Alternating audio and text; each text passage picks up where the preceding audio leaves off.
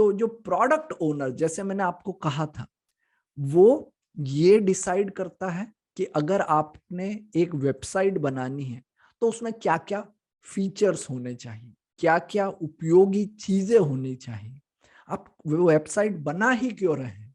आप वो वेबसाइट इसीलिए बना रहे हैं कि आप कोई सामान बेच सके, आप कोई ई कॉमर्स की वेबसाइट बना रहे हैं, या आप कोई मार्केटिंग या ब्रांडिंग की वेबसाइट बना रहे हैं। तो जो प्रोडक्ट ओनर है वो अलग अलग काम करता है, पर उसका मेन काम है ज्यादा से ज्यादा वैल्यू डिलीवर करना। तो अगर आप देखेंगे तो उसका काम एक तो ये है कि सबसे पहले मैं क्या करूं, उसके बाद मैं क्या करूं। So prioritisation is one of the main task of a product owner, कि प्रायोरिटाइज करूं कि कौन सा काम पहले करे टीम, कौन सा काम बाद में करे। तो यहां पे जो पॉइंट दिए हैं कि order the work for a complex problem in a product backlog. मान लीजिए कि आपको एक वेबसाइट बनानी है, और या मान लीजिए आपको एक मोबाइल ऐप बनानी है जो बहुत ही कॉम्प्लेक्स है, लेटेस्ट टेक्नोलॉजी, एआई बेस्ड। अब आपको उसके लिए 50 चीजें लगेगी। आपको ये लगेगा कि कौन सी टेक्नोलॉजी यूज करूं, क्या क्या फीचर्स होने चाहिए, कौन कौन यूजर होने चाहिए, कौन से सिक्योरिटी फीचर्स देने हैं, कौन सी ज्योग्राफी में लॉन्च करना है, कितना यूजर बेस चाहिए, कितना लोड आ सकता है यूजर का। तो ये सारी चीजें आपके एक एक आइटम होंगे, और जब ये लिस्ट बनाते हैं प्रोडक्ट ओनर तो उसे कहते हैं प्रोडक्ट बैकलॉग। अब प्रोडक्ट बैकलॉग में ऐसा हो सकता है कि आपके पास 50 या 100 या 200 आइटम। तो एज अ प्रोडक्ट ओनर ये बहुत जरूरी है कि आप ऑर्डर करें, आप प्रायोरिटाइज करें उन सारी चीजों को, जहां पे आप स्क्रम टीम को बोल सके कि अब अगले एक स्प्रिंट में, अगले 2 सप्ताह में, 2 वीक में आपको आइटम 1, 2 और 3 करने, अगले उसके अगले महीने में आपको 4, 5 और 6 करने। तो product owner is accountable for maximising the value of the product. इसका मतलब ये हुआ कि जो एंड कस्टमर है उसको ज्यादा से ज्यादा वैल्यू मिल सके, ये प्रोडक्ट ओनर का मेन काम है। इसके लिए वो रिस्पॉन्सिबल है। जैसे मैंने आपको उदाहरण दिया था ए आर रहमान और म्यूजिशियन का पिछले वीडियो में, तो सेटअप ऐसा है कि कॉन्सर्ट हो रहा है, ए आर रहमान का म्यूजिक बज रहा है, एक म्यूजिशियन है जो सारे इंस्ट्रूमेंट प्लेयर को कंट्रोल कर रहा है। तो जो ए आर रहमान है वो प्रोडक्ट ओनर हुए, जो कंट्रोल कर रहा है वो स्क्रम मास्टर, और जो बजा रहे हैं वो डेवलपर हुए। तो ए आर रहमान की रिस्पॉन्सिबिलिटी है कि कितना बेहतरीन म्यूजिक बना के दे शुरुआत में।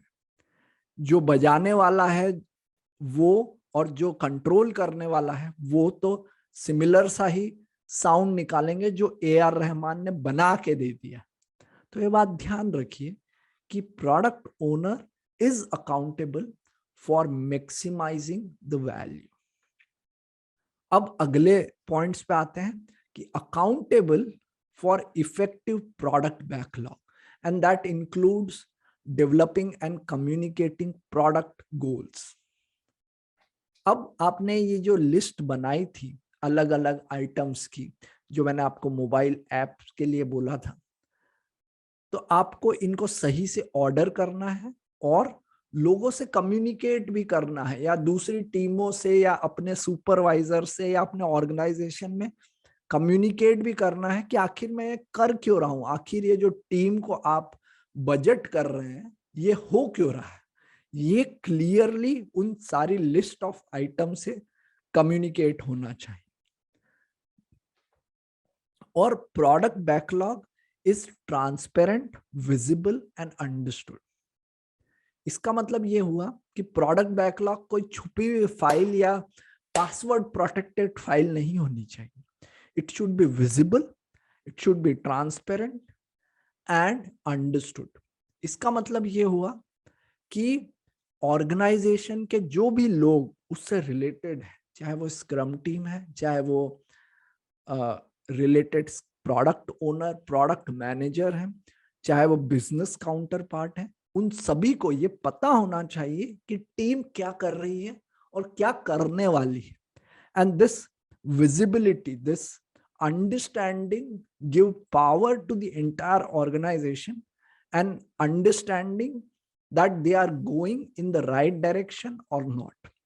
अगर वो गलत दिशा में जा रहे हैं तो सही कर सकते हैं, पर वो तभी सही कर सकते हैं जब उन्हें पता हो कि गलत दिशा में जा रहे हैं.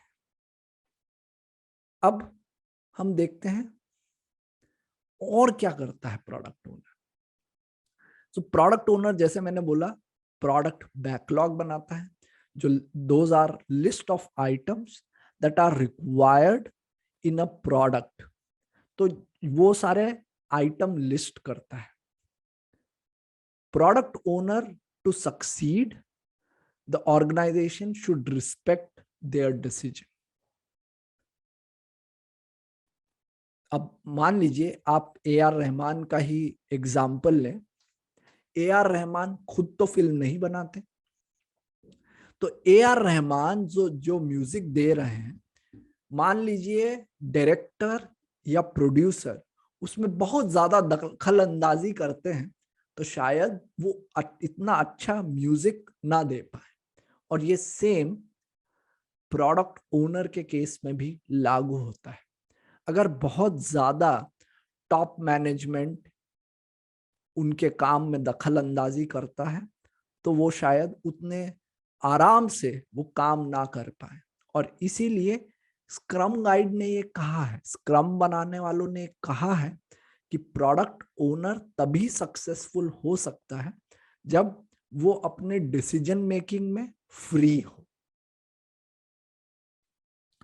दूसरी बात, decisions are visible in content and ordering of product backlog. अब ऐसा नहीं है कि वो डिसीजन इलीगल ले ले या ऑर्गेनाइजेशन के अगेंस्ट ले ले. वो डिसीजन जो लेगा वो सबको विजिबल होगा. और वो विजिबल कैसे होगा? प्रोडक्ट बैकलॉग आइटम के द्वारा. Product owner is an individual and not a committee. अब ये भी जानना जरूरी है कि प्रोडक्ट ओनर एक इंसान है, एक आदमी है.